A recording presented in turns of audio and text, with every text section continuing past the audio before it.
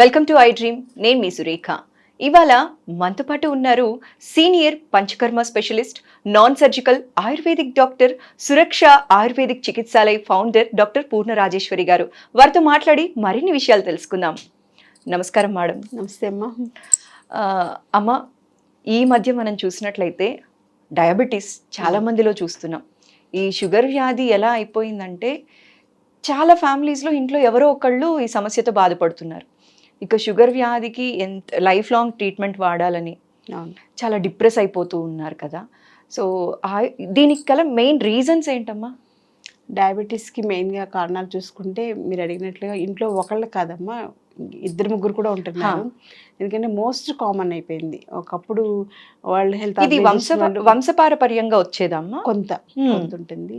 World health organisation వాళ్ళు ఏమన్నారంటే ఇండియాలో 50% ప్రపంచం మొత్తం మీద 100 మంది షుగర్ పేషెంట్స్ ఉంటే ఇండియాలో 50 మంది ఉన్నారు. Okay, latest survey. ఇండియాలో ఎక్కువ మంది ఉన్నారు, 50%. మనమే సగం మంది డయాబెటీస్, మిగిలిన వాళ్ళంతా ప్రపంచం అంతా కలిపి సగం మంది. ఏంటి కారణం అంటే అసలు మనకు అర్థం కావట్లేదు. ముఖ్యంగా ఏంటంటే మన జీవన విధానంలో చాలా మార్పులు వచ్చేసినాయి. పాత రోజుల్లో మనం తిన్న తిండికి ఇప్పటి తిండికి సంబంధం లేదు.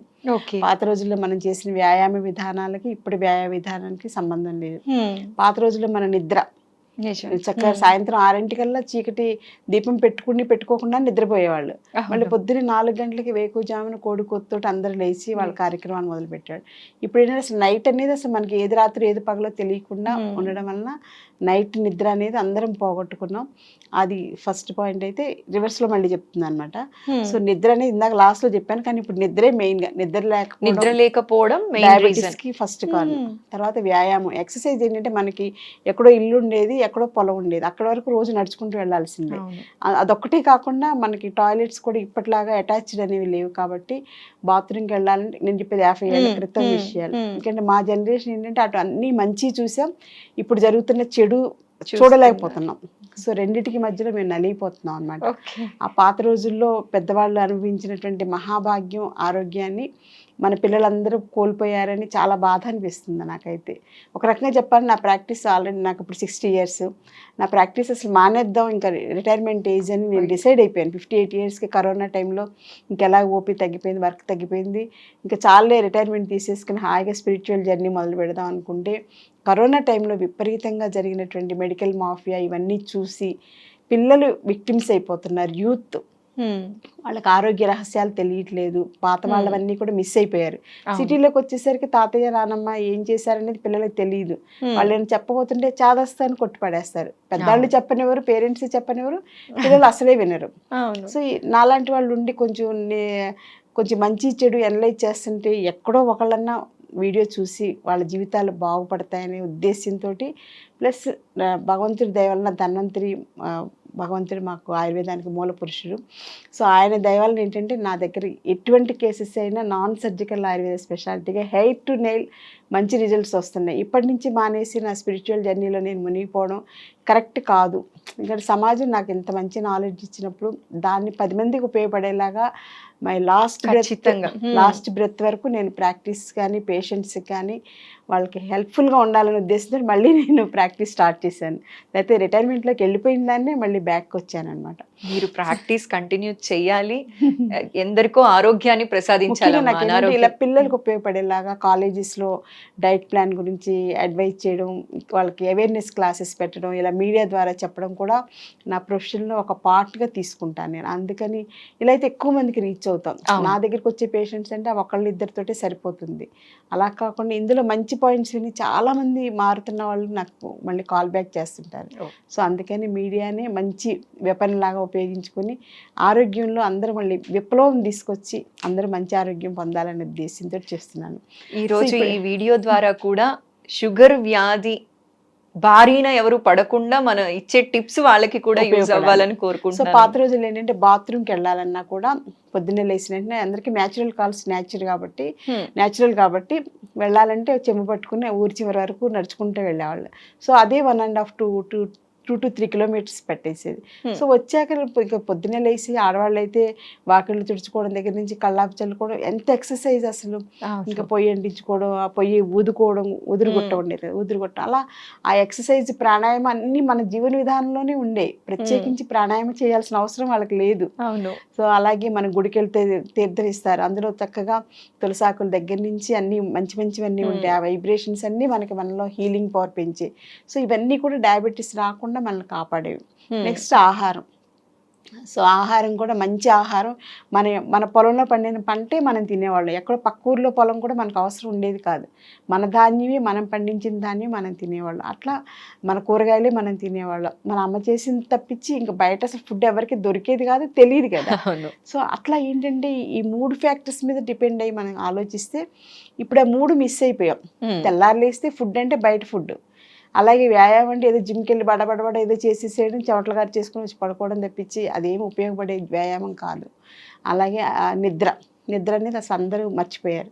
సో ఈ రకంగా ఏంటంటే ఈ 3 మర్చిపోవడం మన డెవలపింగ్ కంట్రీస్, ఇండియా లాంటి అభివృద్ధి చెందుతున్న దేశాల్లో ఇది ఎక్కువగా కనిపించడం వలన డబ్బు కోసం ఉన్నటువంటి తపన ఆరోగ్యం మీద మర్చిపోయారు. అలాగే పాత రోజులు ఏంటంటే ఆరోగ్యం పాడవద్దేమని భయపడాడు, అది చెయ్యికిరా, అది చేస్తే ఆరోగ్యం పాడవద్ది, జ్వరం వస్తుంది అని ఇట్లా పెద్దవాళ్ళు ఏవో చెప్తూ ఉండాలి. ఇప్పుడు అలా చెప్పేవాళ్ళు లేరు, వినేవాళ్ళు లేరు, ఆచరించేవాళ్ళు లేరు. సో స్వయంకృత అపరాధం ఏంటంటే డయాబెటీస్ రావడానికి మన గోయి మనమే తవ్వుకున్నాం అనేది అందరూ రియలైజ్ అయితే నెక్స్ట్ జనరేషన్ పిల్లలైనా అవి కొంచెం కరెక్షన్స్ చేసుకుని చక్కగా డయాబెటీస్ రాకుండా జీవించవచ్చమ్మా. అలాగే ఇప్పుడు డయాబెటీస్ గురించి మనం ఇంత సీరియస్గా అనుకుంటున్నాం. ఆ మందులన్నీ కూడా ఇంకా త్రూ అవుట్ అవర్ లైఫ్ వాడాలి అనేది. ఆ మందులు ఎక్కువ వాడడం వల్ల కూడా చాలా సైడ్ ఎఫెక్ట్స్ వస్తాయి, ఇంక్లూడింగ్ క్యాన్సర్. డయాబెటీస్ మందుల వల్ల క్యాన్సర్ వస్తుంది. కొన్నాళ్ళు పోయేసరికి అసలు ఆ మందులు పనిచేయవు. సో అందుచేత న్యాచురల్గా ఎవరికి వాళ్ళు వ్యాయామం, నిద్ర, ఆహారంలో మార్పులు చేసుకుంటేనే వితౌట్ మెడిసిన్స్ మనం జీవించేలాగా, డయాబెటీస్ని అధిగమించేలాగా, డయాబెటీస్ రాకుండా prevention is better than cure అంటారు కాబట్టి అలా కూడా మనం చేసుకోవచ్చు. వచ్చిన వాళ్ళకి కూడా మనకి ఆయుర్వేదంలో చేయొచ్చమ్మా. Panchakarma treatments, yoga, diet habits ఇవన్నీ కూడా కరెక్షన్స్. అంటే ఒక్కసారి ఏదో బయట హాస్పిటల్స్ లాగా సర్జరీ చేసి పడేసేసి లేకపోతే టాబ్లెట్స్ రాసేసి మళ్ళీ నెలకరా అంటే అది కుదరదు ఆయుర్వేదంలో. Doctor counselling, doctor suggestions through out their life అది కంటిన్యూ అవుతుంటేనే వాళ్ళకి మళ్ళీ వ్యాధి అటాక్ లేకుండా మనం కేర్ తీసుకోవచ్చు. సో మనం ఏంటంటే అల్లోపతి విధానాలకు అలవాటు పడి ఒకసారి డాక్టర్కి దగ్గరికి వెళ్తే ఓ టాబ్లెట్స్ ఇస్తే చాలే అనుకుంటాం కదా, అలా కాదు. చక్కగా డాక్టర్ తోటి ఫ్రెండ్లీగా ఉంటూ లైఫ్ లాంగ్ వాళ్ళ గైడెన్స్లో ఉంటే కనుక డయాబెటీస్ని మనం తగ్గించుకోవచ్చు, రాకుండా కేర్ తీసుకోవచ్చు. అలాగే డయాబెటిక్ వల్ల చాలా సైడ్ ఎఫెక్ట్స్ ఉన్నాయి, అవి కూడా మనం తగ్గించుకోవడానికి 100% ఆయుర్వేదం ఉపయోగపడుతుందమ్మా. ఓకే, చాలా చక్కటి ఇన్ఫర్మేషన్ ఇవాళ మా వాళ్ళకి చెప్పారమ్మా. సో ఆయుర్వేదంతో ఎవరు కూడా డయాబెటీస్ బారిన పడకుండా, అలానే పడిన వాళ్ళు కూడా తగ్గించుకోవటానికి ఈ ఆయుర్వేదాన్ని యూటిలైజ్ చేసుకోవాలని మనస్ఫూర్తిగా కోరుకుంటూ, అలాగే డయాబెటీస్కి హోమ్ రెమెడీస్గా మనం ఏంటంటే మెంతుల్ని ఎక్కువ వాడుకోవడం అనేది చాలా అవసరం. వచ్చిన వాళ్ళు మెంతులు వాడచ్చు, డయాబెటీస్ ఉన్న వాళ్ళు రాకుండా కూడా మెంతులు వాడచ్చు. మెంతుల్ని మనం పాలలో తోడబెట్టేసి అది తీసుకోవచ్చు, లేదా రాత్రిపూట నానబెట్టేసి మెంతులు నీళ్ళు అయినా తాగొచ్చు. అలాగే బీరకాయ జ్యూస్ లాంటివి తీసుకుంటూ కూడా ఫైబర్ రిచ్ ఫుడ్ తీసుకోవాలన్నమాట. అందులో ముఖ్యంగా మానేయవలసింది ఏంటంటే 5 వైట్ పాయిజన్స్ అంటాం కదా, మైదా కానీ, షుగర్ కానీ, సాల్ట్ కానీ, బయట దొరికే ఆర్టిఫిషియల్ మిల్క్ కానీ, ఇవన్నీ కూడా మానేసేసేయాలి. వాటి ప్లేస్లో ఫైబర్ ఎక్కువగా ఉండే ముడి బియ్యం ఎక్కువగా తినడం, ఇవన్నీ కూడా యాడ్ చేసుకుంటే డెఫినెట్గా మనం డయాబెటీస్ని కంట్రోల్ చేసుకోవచ్చు. అలాగే ఆయుర్వేదంలో నిషాములకి టాబ్లెట్స్ ఉంటాయి, చిన్న టాబ్లెట్ కాంబినేషన్ అనమాట. ఏంటమ్మా నిషాములకి? నిషా అంటే పసుపు, ఆమ్లకి అంటే ఉసిరికాయ. నిషా ఆమ్లకి అంటాం. అది మందు మార్కెట్లో దొరుకుతుంది, మన ఇంట్లో కూడా చేసుకోవచ్చు. ఈసారి వీడియోలో మనం అది ఎలా తయారు చేయాలో చూపిస్తారు. ఎందుకంటే అది ఆ సీక్రెట్ అనేది ఆయుర్వేదిక్ డాక్టర్ సీక్రెట్ అది, కానీ నేను ప్రజల శ్రేయస్సు కోసం దాన్ని ఓపెన్ గా చేసి చూపిస్తాను. సో ఎవరికి వాళ్ళు ఇంట్లో చేసేసుకోవచ్చు. త్వరలో అయితే మనం ఇది చెయ్యాలమ్మా. ఇలాంటివన్నీ కేర్ తీసుకుంటూ ఆయుర్వేదిక్ క్లయింట్స్ లోకి వచ్చేస్తే డయాబెటీస్ ని మనం అధిగమించవచ్చు, హ్యాపీగా మధుమేహం లేని మధురమైనటువంటి జీవితాన్ని మనం పొందొచ్చు. సో మధుమేహం లేని మధురమైన జీవితాన్ని మనం పొందటం కోసం మంచి టిప్ ఇచ్చారండి. ధన్యవాదాలు. థ్యాంక్ యూ అమ్మా.